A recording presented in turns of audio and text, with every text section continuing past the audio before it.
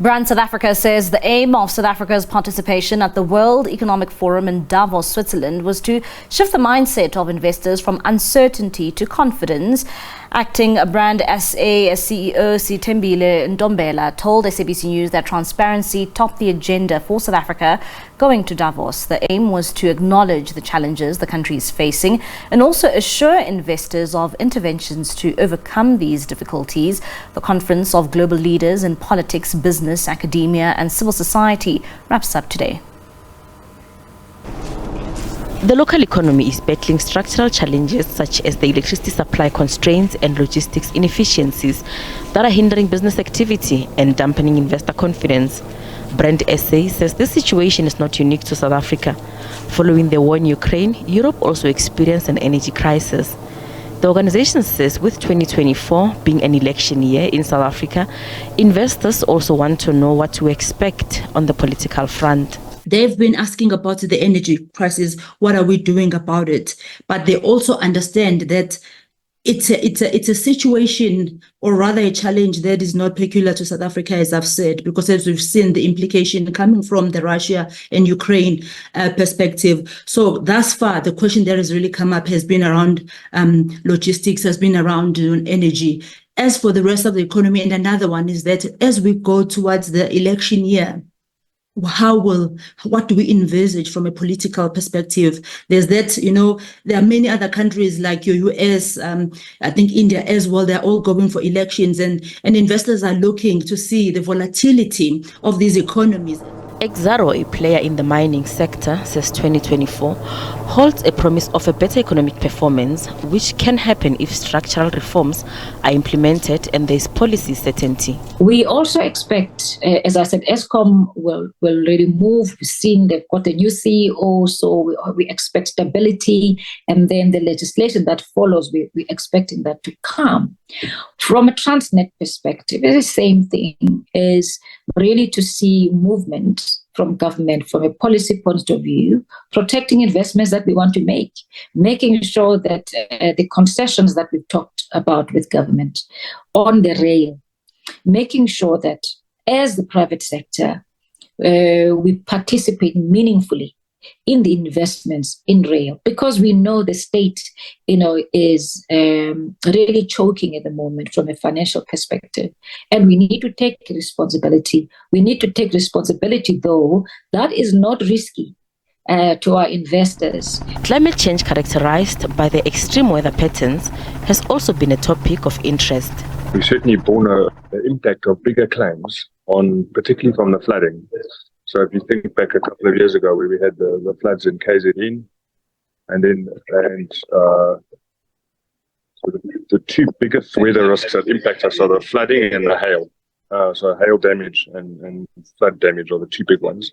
And all we've seen is an increase in claims in the year where the weather's been really bad.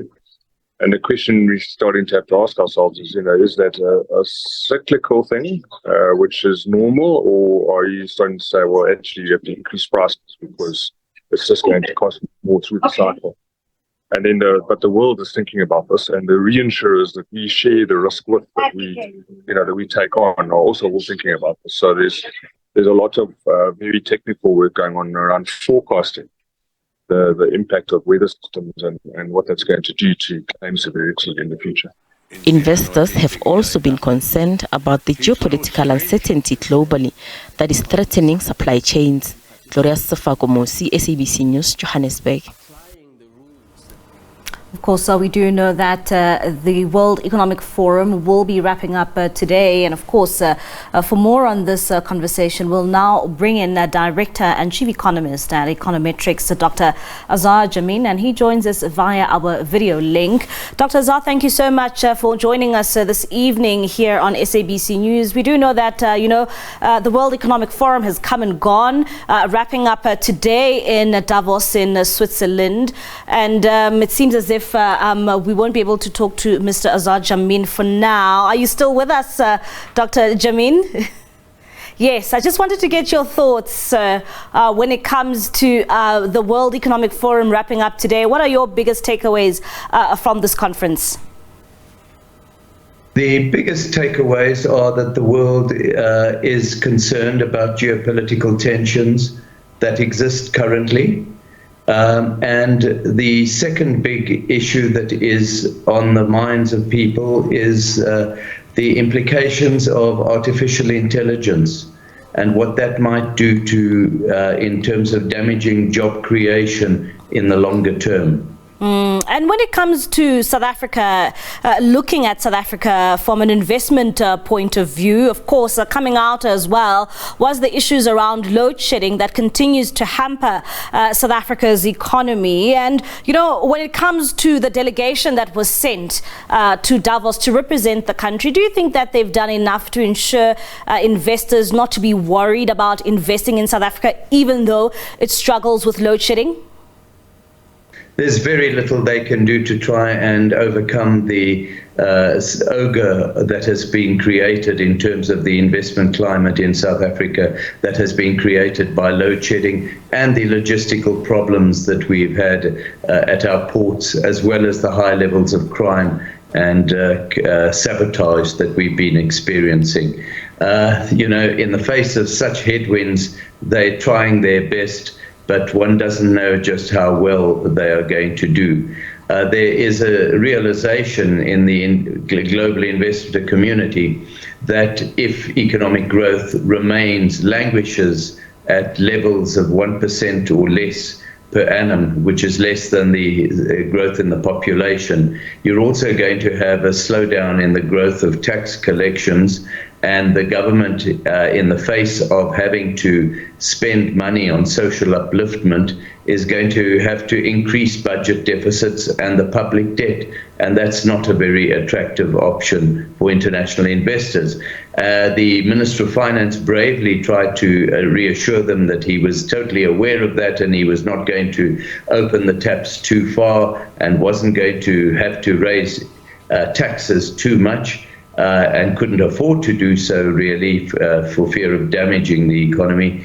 But, you know, I don't know if that is enough to convince international investors that our economy is about to come right. And when it comes to the interventions which are being made to address problems around load shedding, I mean, you're saying that really there's not much you can convince investors around when it comes to the impacts of load shedding and how we are dealing with it. I mean, the government is doing all it can to, you know, have these interventions in place to try and attract these investors. Do you think that the interventions here are realistic enough to still get them to be on our side and try and invest what they can?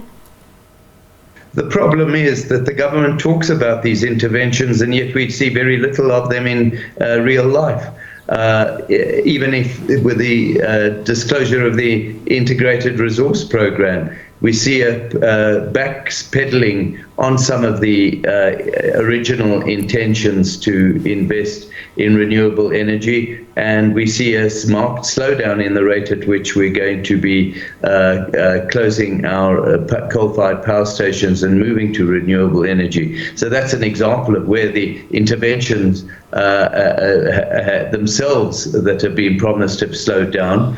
But then we also see a reluctance to allow private sector to get more involved in resolving some of these log jams in the economy. The most notable has been, of course, in terms of our port bottlenecks, where agreement was reached supposedly about 6-9 months ago with a Filipino consortium to come and help us resolve that problem, and apparently the agreement has not yet been signed yet.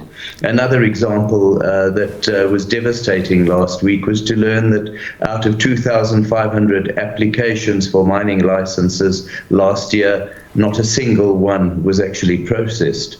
Now, so you've got the intention there that is often expressed and was expressed at Davos, but people are getting sick and tired of realizing that this is all just words, and one just doesn't see any action in that regard. On the contrary, you often see counteraction by bodies, and often politically motivated bodies, ideologically, who are opposed to the word private sector, the phrase private sector, for anything. It doesn't matter how bad the economy will get, you just don't get the private sector involved. Ideologically, it is not acceptable to get the private sector involved.